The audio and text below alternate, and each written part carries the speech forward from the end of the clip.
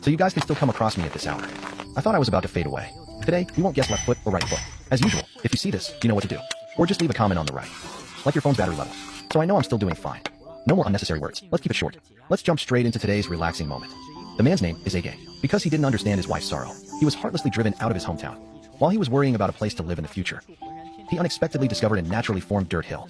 Such a hill in the forest can help avoid many dangers. Therefore, building a shelter here was a good choice. A-Gang first put aside the charcoal on the ground, stacking it to one side. Then he started to strike the hill furiously. The hard soil of the hill took a lot of his strength. So he took out a chisel from his backpack. This way, the hard clods could break off in large chunks.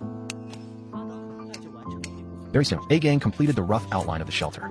However, the space was still too small to live in, so he needed to dig further inward. After 2.5 hours of digging, dark clouds had covered everything. And then, as expected, sharp raindrops began to fall. Everything in the forest was covered with crystal-like droplets. But this didn't affect his indoor work at all. After another 2.5 hours of chiseling, the shelter's rough shape finally emerged. Then he went to a nearby stream to fetch some life-giving water. The clear spring water would ensure his survival in the days to come.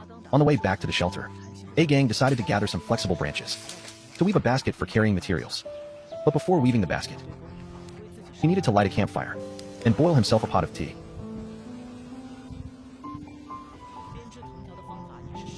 Weaving the rattan strips was quite simple. He just twisted them in a looping pattern.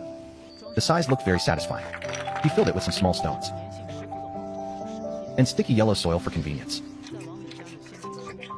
Then he added the water he collected earlier and mixed everything thoroughly. This created a high-quality outdoor concrete, layer by layer of soil and stones. It insulated the interior from cold and dampness, while preventing the soil from collapsing. To make the door beam look well designed, A-Gang kept chiseling at the right spots. If it was too hard, he added water. This way, large chunks came off easily. After 3 hours of chiseling, the final result looked like this. Thinking of future convenience in woodwork, he gathered a pile of straight logs. He planned to make a woodworking table. He cut one end of each log into a tapered tenon. This would help the logs connect firmly.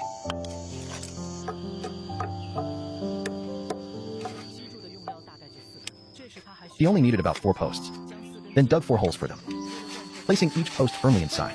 To stick to the idea of wilderness building, he didn't use any chainsaw. Instead, he cut many grooves by hand, carving slots into the logs this way. It saved a lot of time.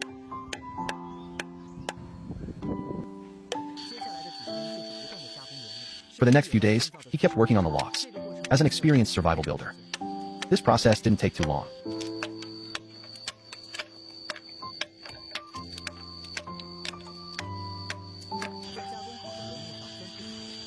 He drilled holes in the processed logs, then hammered in wooden pegs to fix them.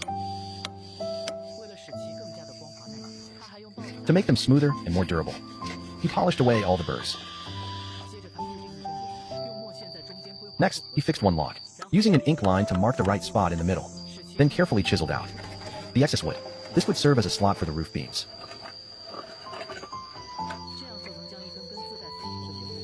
One by one, he slotted the tapered logs in place.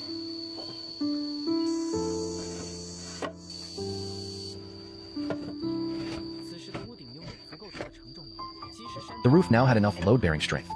Even if the hill collapsed, the shelter would remain stable. After finishing this work, he cut many wood slices from tree roots, planning to use them as indoor flooring. Thanks to each piece's unique shape, he could lay them tightly together. Where there were gaps, he just filled them with extra slices. This prevented termites from invading and blocked moisture rising from the ground. This was how the finished floor looked. A-Gang then began making a bed to rest on. He cut a tapered tenon at one end of each log and chiseled a square notch in the middle. He repeated this process for each log. The processed posts looked like this. He made 2 of these in total. These were all the parts needed for the bed. He carried them back inside for assembly. He placed a beam in the middle to keep it stable, then added another beam horizontally, forming the bed's frame. Next, he made side shelves, cutting many grooves into a log and chopping off the excess wood.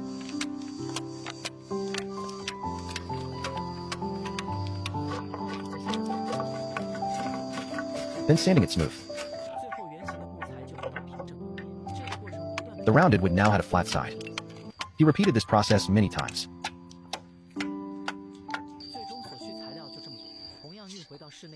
These were all the materials he needed. He brought them inside for assembly, slotting each piece in one by one.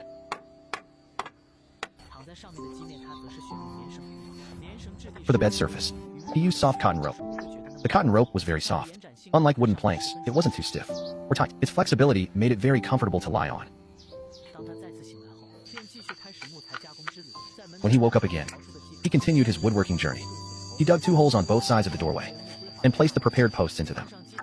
He put a beam on top. After marking the positions, he set up the frame, then continued carving grooves. Pure hand craftsmanship, ensuring everything fit perfectly. After 3 days and nights of work, he finally prepared all the materials, placing them on both sides to serve as the door frame. Thanks to the mortise and tenon joints, every log was securely connected, keeping the original building concept. Once the frame was finished, he started making the door. He flattened one end of a log, then chiseled out a square hole of the right size. Once all the parts were ready, he began assembling them. Each log had to be smooth at the end, so it could be slotted in easily. The structure was very strong. He drilled 2 holes in a log, then fitted several logs on top, creating a small flip-down door at the bottom. For extra safety in the forest, he made a door latch and a strong door stopper for security. He fixed the door frame with hinges, then attached the door tenons in place, allowing the door to open and close smoothly.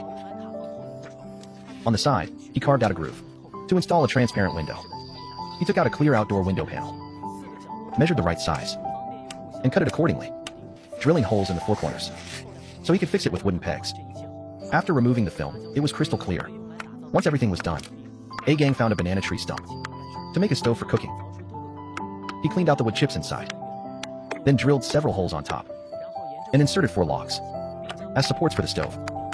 He trimmed the back to the right size and removed the excess wood, finally sealing the back of the stove. He coated the inside with clay to prevent the fire from burning through. This made it long-lasting for generations. He placed it indoors to avoid carbon monoxide poisoning. He added a smoke exhaust pipe, then sealed the bottom. He filled it with dry firewood, struck a spark, and lit the fire. Thick smoke started rising, and soon the stove burned brightly. A-Gang took out pots and pans and some seasonings to celebrate finishing his new home. He went to the river to try his luck, lifting some wet stones. He found some small crabs underneath, fresh seafood ingredients. With these, he could surely have a hearty meal. After preparing the ingredients, he started cooking. He stir-fried the crabs in oil, mixing them well until their shells turned golden. Then he added some vegetables. Finally, he added the crabs back in, stirring everything evenly. A delicious crab dish was ready. A-Gang could finally enjoy his well-earned happiness.